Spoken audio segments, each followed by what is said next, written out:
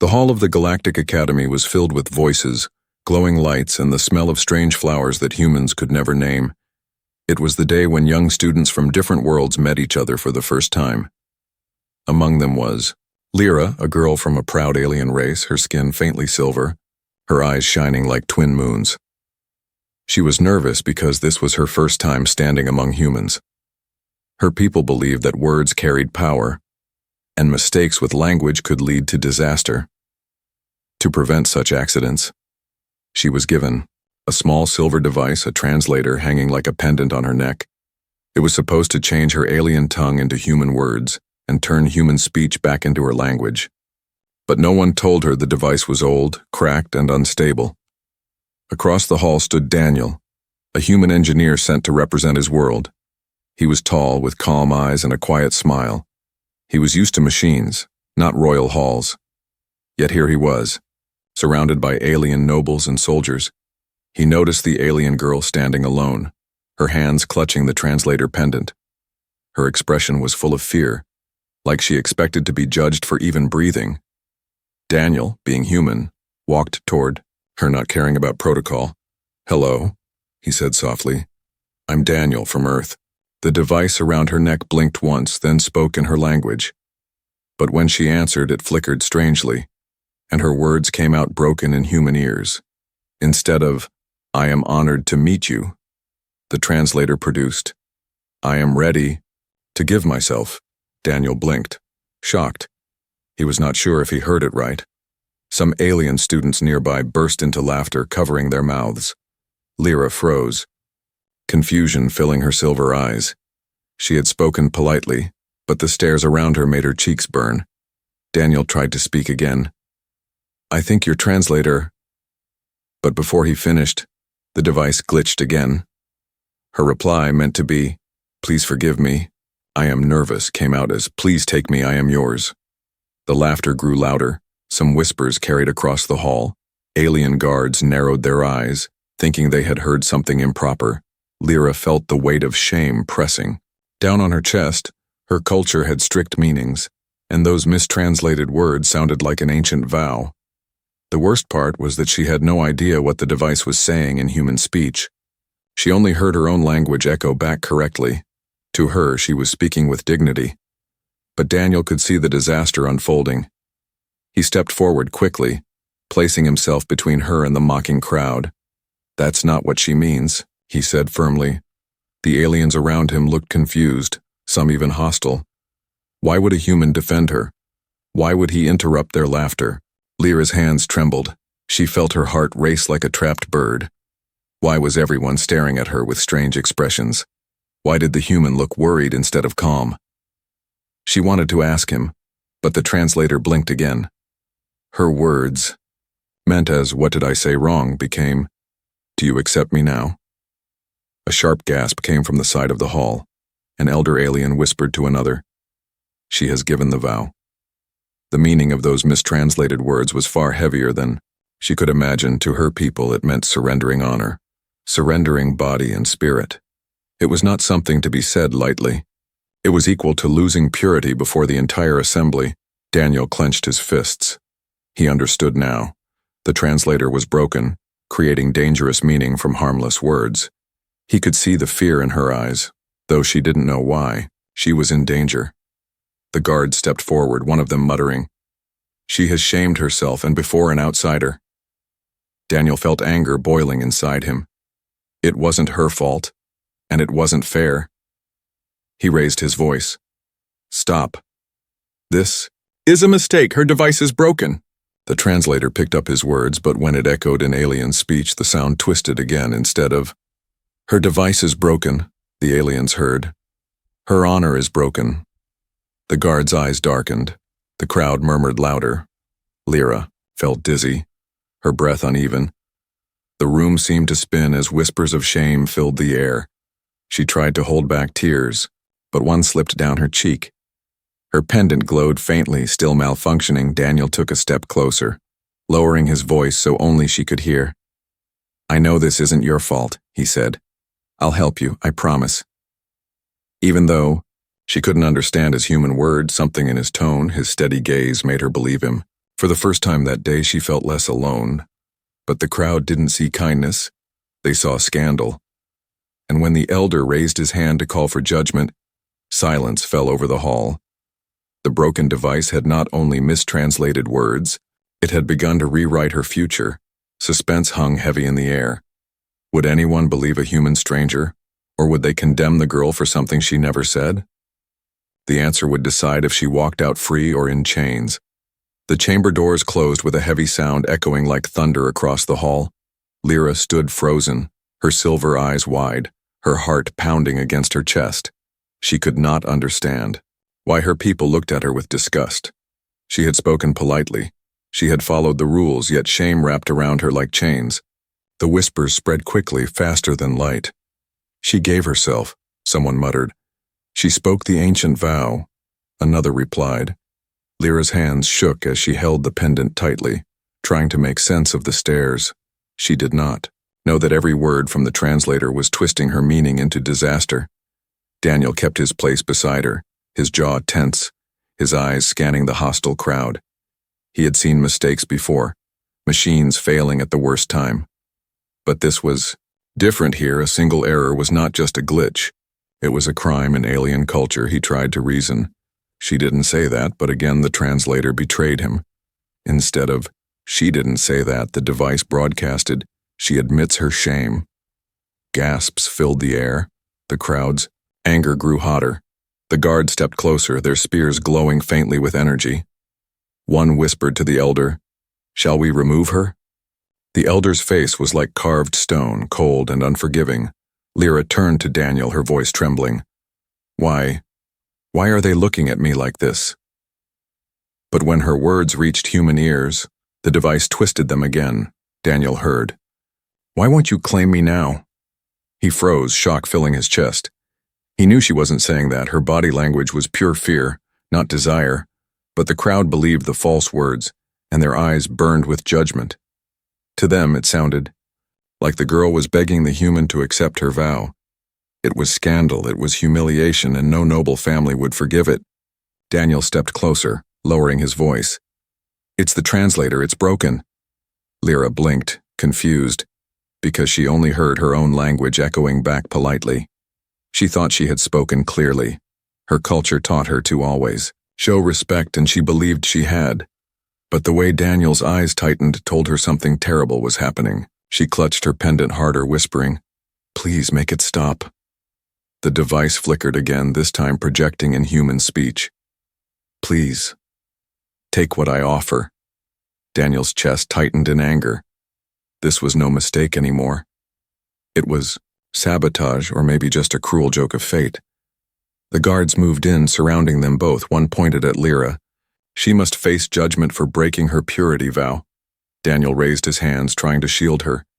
"You don't understand, the device is lying." But again the translation betrayed him. His words turned into, "She has lied." The crowd roared, their whispers turning into shouts. "Shame! Dishonor! Remove her!" Lyra's knees weakened, her breath shallow. Her people's laws were merciless.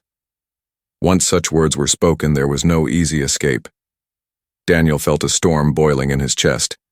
He wanted to tear the cursed device from her neck and smash it against the floor. But he knew if he moved too quickly, the guards would strike him down. Instead, he stood his ground, his voice rising. "She is innocent," he shouted. Yet the translator once again twisted his words into poison. "She admits guilt," the aliens heard.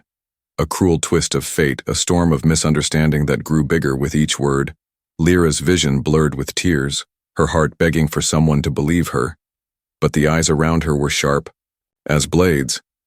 Her enemies among the alien students smirked. One whispered loudly enough for her to hear, "So much for her pride." Her cheeks burned hotter than fire. She had dreamed of this day, the day she would step into the academy as a daughter of her noble house. But now that dream was breaking into pieces, and every shard cut deeper into her heart. Daniel leaned closer to her, whispering in human tongue, "I'll fix this, don't give up." She didn't understand the words, but she felt the weight of his tone. A strange warmth spread in her chest even as shame crushed her. For the first time she thought maybe this human saw the truth when no one else did. But her people were not ready to listen. The elder raised his hand, and silence fell. The girl has spoken forbidden words, he declared. She will stand trial before the council. The guard seized her arms, pulling her forward. Lyra cried out, "Please, no, I didn't." But again the device twisted her plea. In human speech it became, "Please, I surrender myself to him." Daniel's fists clenched so hard his knuckles turned white. The crowd erupted in noise. Some laughed cruelly, some shook their heads, others muttered curses, but Daniel only saw the terror in her eyes. He had faced machines breaking down in space, he had repaired engines on fire. But this was worse than any battle. This was a battle of words, and the enemy was her own translator. As the guards dragged her toward the council chamber, Daniel followed. His mind raced, searching for a way to prove her innocence. He didn't know alien laws. He didn't know their customs. But he knew one thing. He couldn't let her be destroyed by a mistake, not while he was still breathing, and as the chamber doors shut behind them, the human and the alien girl both knew. The confusion was no longer harmless. It had become dangerous, and it might cost them both far more than they could imagine. The council chamber was cold, its walls carved from dark stone that swallowed sound. Glowing crystals lit the room, casting sharp shadows across the floor. Lyra stood in the center, her wrists bound with thin silver bands that felt heavier than chains. Her heart raced, her throat dry, yet she tried to hold her head high. Dozens of alien elders sat above her on raised seats, their expressions grim. Whispers echoed, words like shame, unworthy, and broken vow. She could not understand how her polite words had turned into poison. The pendant still hung around her neck, glowing faintly, a cruel reminder of her humiliation. Daniel stood at the edge of the chamber, the only human in the room. He clenched his fists, watching the girl surrounded by cold judgment. He didn't know alien laws, but he could read her fear. He had seen fear before, in soldiers facing battle, in children trapped in wreckage. But this was different. This was the fear of being destroyed without reason. He felt anger boiling inside him, anger at the broken machine that twisted her, words, anger at the elders who refused to question the truth, and anger at himself for not knowing how to save her. The elder at the center raised his hand. "The girl has spoken the vow of surrender before witnesses," he declared. "Her honor is gone, her house is shamed, she must face the price." The guards tightened their grip on her arms, pulling her forward. Lyra's voice cracked. "I never said those words, I swear it." But when the translator repeated her cry into human speech, Daniel heard, "I gave myself freely." His chest tightened, his stomach turned. He wanted to shout, but he knew if he did, the device would twist his words again. He had two choices now.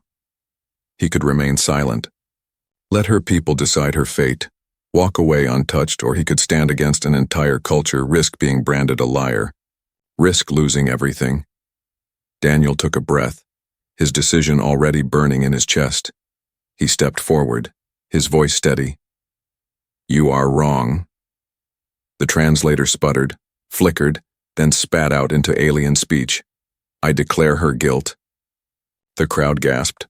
Some laughed, others shouted angrily. Lyra's eyes widened, her lips parted in shock. She thought he had turned against her, that even the human was now part of her destruction. Her heart sank like a stone into cold water, but Daniel did not stop. He looked directly at her, ignoring the elder's cold stares. He switched off the translator hanging around her neck with one sharp motion. The hall filled with silence as the device dimmed. Gasps rippled through the crowd. No one touched another's pendant, it was sacred. But Daniel didn't care. He met Lyra's eyes and spoke slowly in his own human tongue. "I know you're innocent," he said. "I don't need this machine to believe you." She couldn't understand the words, yet something in his steady gaze lit a spark of hope inside her chest. The elders banged their staffs against the stone floor. "This is forbidden," one of them thundered. "A human has no right to interfere in our judgments." Another hissed. Daniel's voice rose above them, strong and unyielding. "I watched your device twist her words," he shouted. "It changed respect into shame. It turned politeness into surrender. She is not guilty, she is a victim." The elders frowned, the crowd murmured angrily, and then, as if mocking him, the device flickered back to life. His words were twisted again for the aliens to hear. "She confessed her shame. She offered herself. She is guilty." The chamber roared with voices. The guards pulled Lyra forward, preparing to drag her to her punishment. Her legs weakened. She stumbled, her silver hair falling over her face. In her heart, despair spread like ice. She thought no one could save her now, not even the human who had tried. But Daniel's hand shot out. Catching her before she fell, he pulled her close, shielding her with his body. "No more," he growled under his breath. The elders shouted. The guards raised their spears, but Daniel did not move away. He knew if he stepped back, she would be lost forever. He tightened his grip on her trembling shoulders. "I will not let this happen," he said, his voice low but full of fire. The elders sneered. "Why does a human risk himself for her? What is she to you?" Daniel's eyes burned with defiance. "She is innocent," he said, "and that is enough for me." Lyra's eyes filled with tears, not of shame, but of something else. Something she had never felt before. In her people's culture, no one would risk their own honor for another unless bound by blood or oath. But here was a human, a stranger, standing against her entire world. She did not understand his words, but she understood his choice, and that choice gave her a fragile, trembling hope. The elder raised his staff again, his voice like thunder. "Then you too, human, will face judgment. If you defend her, you share her fate." The crowd cheered at the sentence, eager to see both humiliated. Daniel tightened his jaw, staring at the elders with steady resolve. "So be it," he said. If this was the cost of protecting her, he would pay it, because some truths were worth more than safety, and some choices defined who a person truly was. The chamber's air grew heavy, the silence sharp like a blade. The girl stood beside him, her heart torn between fear and gratitude. The mistranslation had dragged her toward ruin, but the human's choice had placed him beside her, and for the first time, she believed she might not be facing this trial alone. The council chamber grew louder as the elders argued among themselves. Some demanded punishment at once. Others whispered that the human's defiance was dangerous. Lyra stood trembling, her wrists still bound, her pendant dim and cracked. She felt trapped in a nightmare where every word she spoke turned against her. She wanted to scream that she was innocent, but the cursed device would twist her voice. Again her heart felt heavy, her honor broken, her future dark. Daniel's eyes never left her. He knew that if he let go now, she would be destroyed by false words.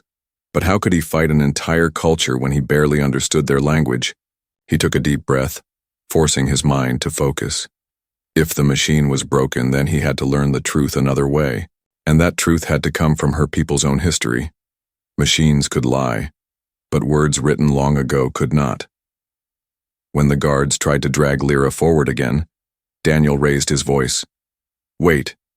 If you want truth, then let me see your records. Your texts, your language," the translator flickered, spitting his words into alien speech. But this time the elders paused, some frowning, some curious. The eldest among them leaned forward, his eyes sharp as knives. "You dare demand our sacred texts, human," he said. Daniel's jaw tightened. "I dare because your machine is false, and you know it." The crowd gasped at his boldness. No outsider had ever spoken so directly to the council. The elders whispered among themselves, and after a long silence they agreed. The guards brought forth old scrolls and crystal tablets filled with alien runes. Lyra's eyes widened, for she recognized them. They were the ancient writings of her people, the very source of their laws. Daniel knelt before the scrolls, his fingers brushing the strange letters. He could not read them, but he had studied enough alien tongues to see patterns, he whispered to himself, comparing symbols, tracing meanings. Hours passed like minutes. the chamber filled with tension. Every elder watched, every guard waited, every breath felt heavy. Lyra's heart beat faster as she realized what he was doing. He was trying to learn her language by sight alone. It was impossible, foolish, reckless, yet somehow he was managing. She whispered softly in her tongue, testing him. The pendant was off, so her words came raw and unbroken. Daniel listened, matching the sounds to the symbols before him. "Bond," she said, pointing to a rune. Daniel nodded, repeating the sound awkwardly. His accent was rough, but the meaning was clear. Her lips parted in surprise, her eyes shining with something close to hope. Slowly, painfully, Daniel pieced together the puzzle. He discovered that one single rune could have two meanings. In one context, it meant respect. In another, it meant surrender. The translator, old and broken, had chosen the worst, meaning each time. Daniel's chest tightened with anger. This entire disaster had been born from one careless mistake. A single word, twisted into something shameful. He lifted the scroll high so all could see. "This is your truth," he shouted. She said honor, not surrender, respect, not shame. The translator sputtered again, twisting his words cruelly. But this time Daniel didn't care. He slammed his hand against the ancient runes, pointing with fire in his eyes. "See for yourselves," he demanded.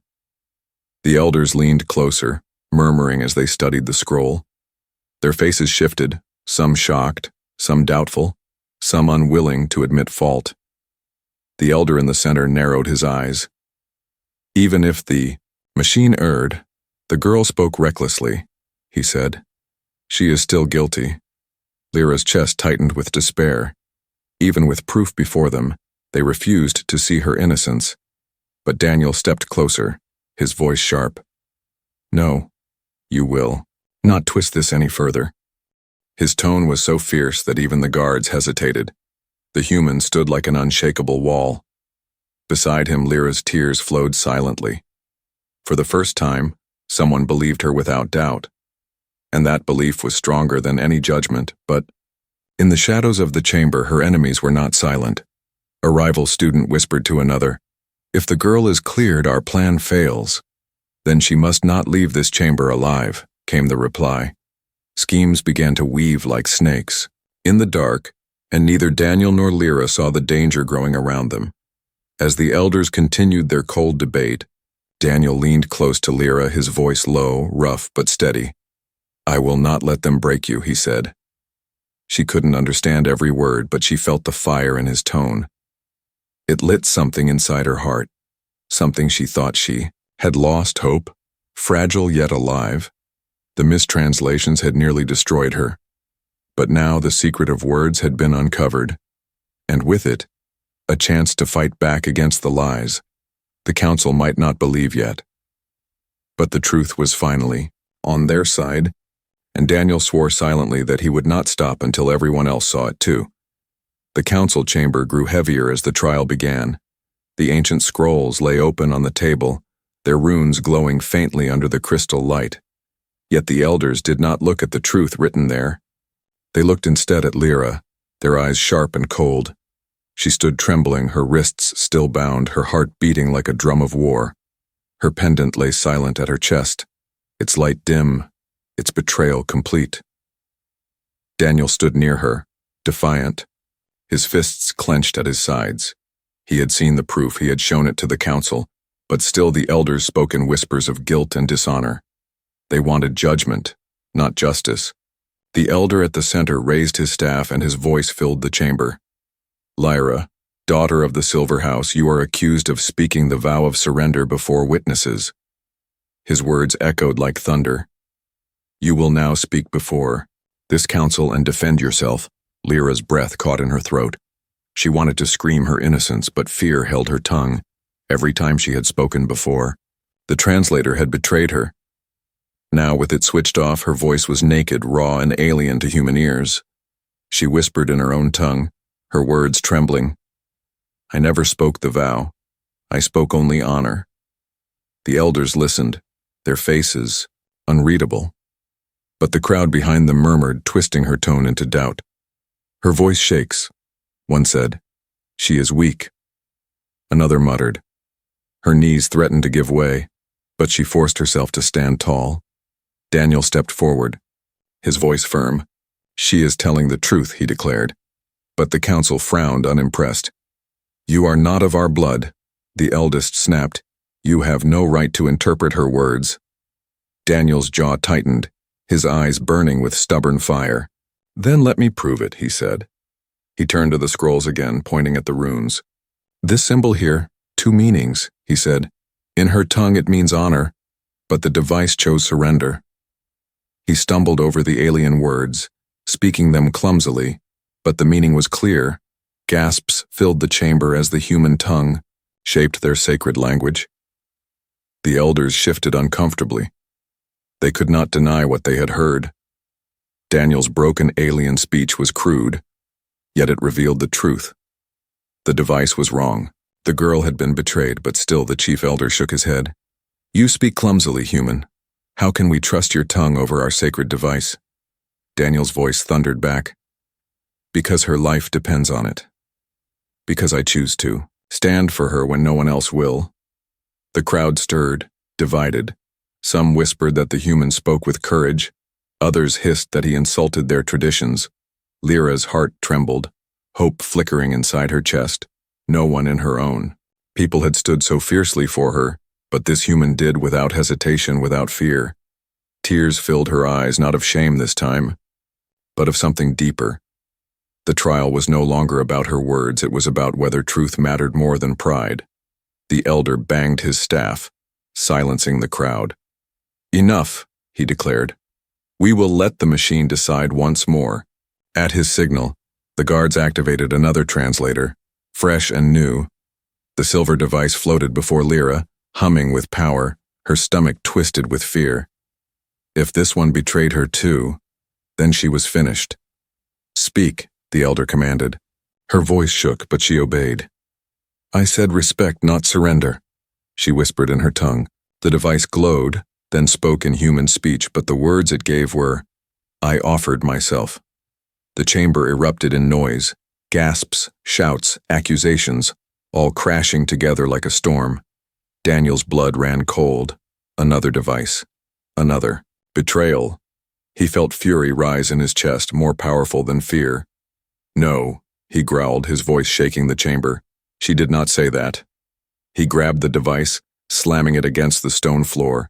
It cracked, sparks flying. The glow. Fading into nothing, the crowd cried out in shock. Destroying a translator was unthinkable, a crime in itself. The guards rushed forward, spears raised, but Daniel spread his arms wide.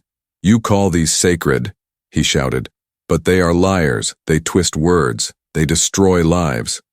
"Itiu." Chamber went silent, all eyes on him. He turned to the council, his voice rough but steady. "If you condemn her with false words, then condemn me too, because I will not step aside." Lyra's breath caught, her silver eyes wide. No one had ever stood for her like this. In her world, shame was faced alone, without hope, without mercy.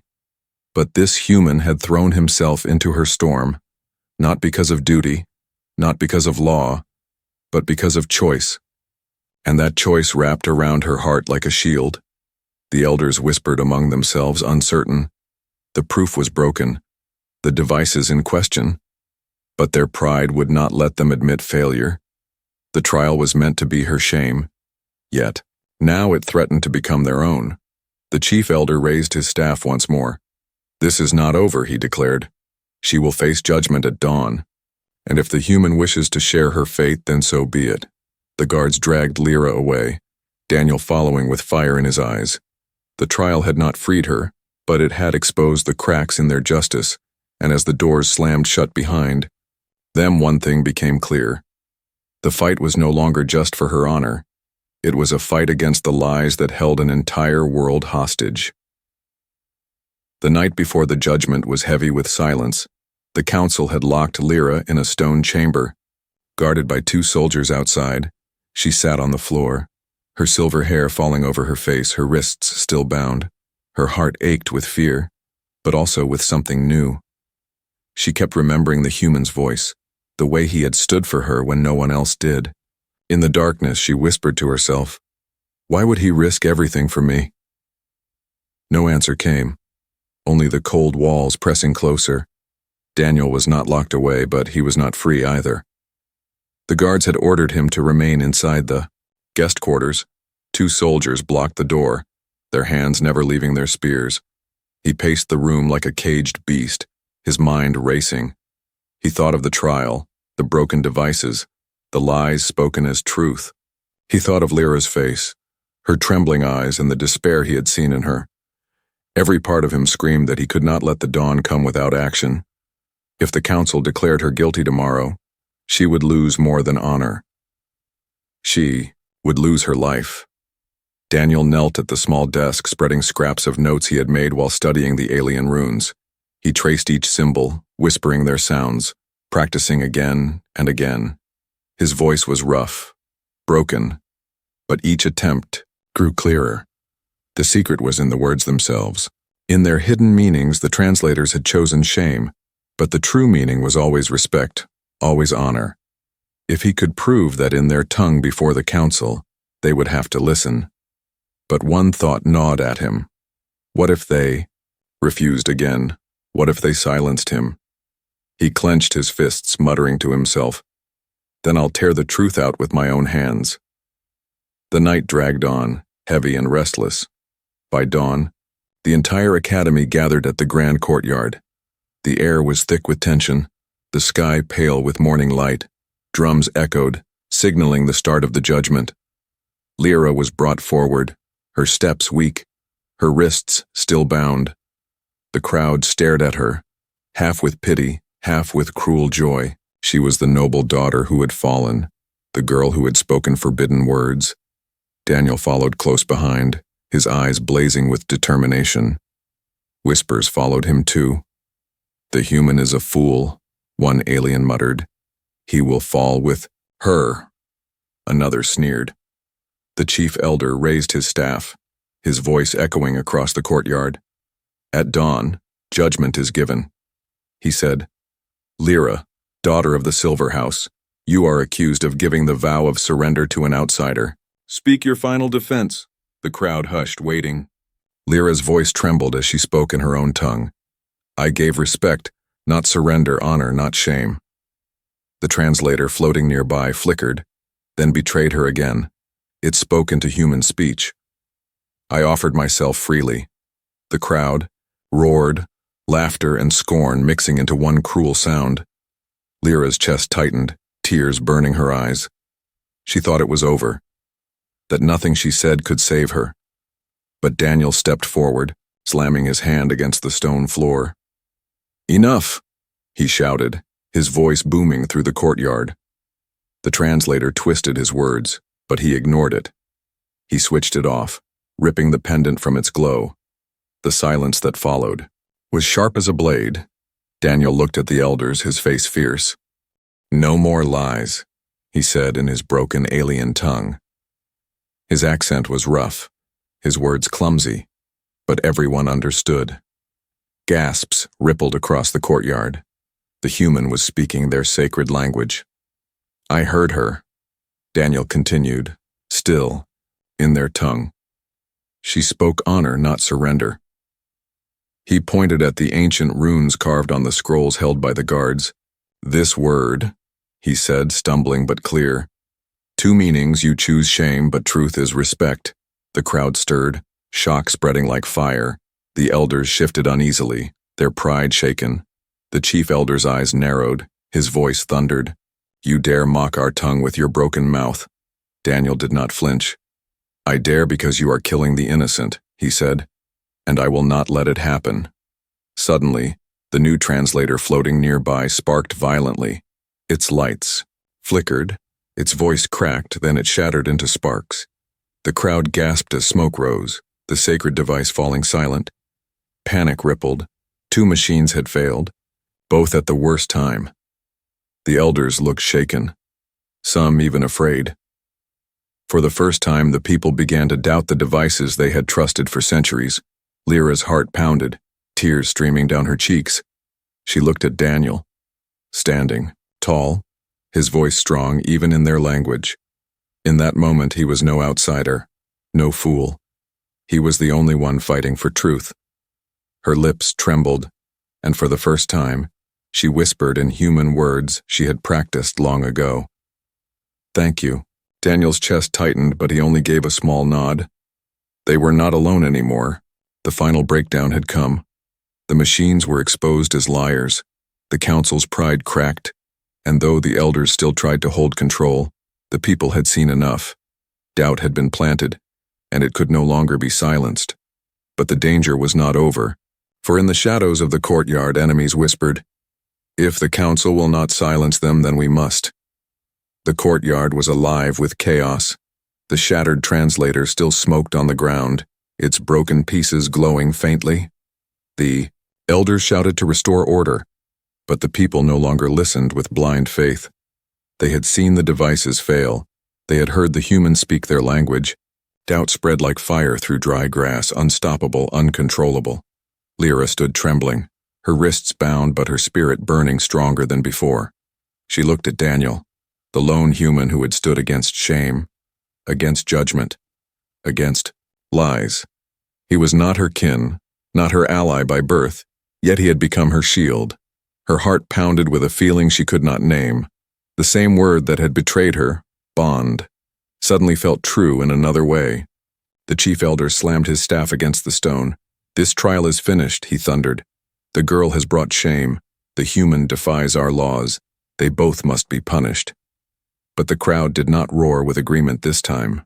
Murmurs spread, some voices rose in protest. "What if the machines lie?" One shouted. "She only spoke honor." Another argued. The grip of the elders' authority weakened before their eyes. Daniel stepped forward, his voice steady. "No more punishment. No more lies," he said in their tongue. His accent was rough, but his meaning was clear. "I stand with her and I will not move." Gasps rippled through the courtyard. His words carried weight, not because of perfection, but because of his conviction. The people could hear truth in his voice even if it was broken. The guards hesitated, their spears trembling in their hands. For the first time, they looked unsure. The chief elder glared at Daniel with fury. "You bind yourself to her shame," he hissed. But Daniel met his gaze without fear. "I bind myself to her truth," he answered firmly. Lyra's silver eyes filled with tears. For so long she had carried the weight of her people's expectations. For so long she had feared that one mistake would ruin her. And now it had, yet. In the ruins she had found something new. A human who believed in her more than her own kind. A human who gave her strength when she had none left. In her chest the word bond no longer meant shame. It meant survival, trust, and something close to love. The council tried one last desperate act. They called for silence. They demanded obedience. But the people shouted louder. "Test her without the machine," someone cried. "Let her words be heard as they are," another insisted. The elders shifted uncomfortably, trapped between pride and the rising will of the crowd. At last the chief elder raised his hand. "Very well," he spat. "Let her speak without aid. Let the human interpret if he dares." All eyes turned to Lyra. Her lips trembled, her voice weak, but she nodded. Daniel stood beside her, his heart pounding. "Speak," he whispered softly. Though she did not know the words, she understood his encouragement. She lifted her chin, her silver eyes bright. In her own tongue, clear and raw, she said, "I spoke only honor. I spoke only respect. I gave no vow of surrender."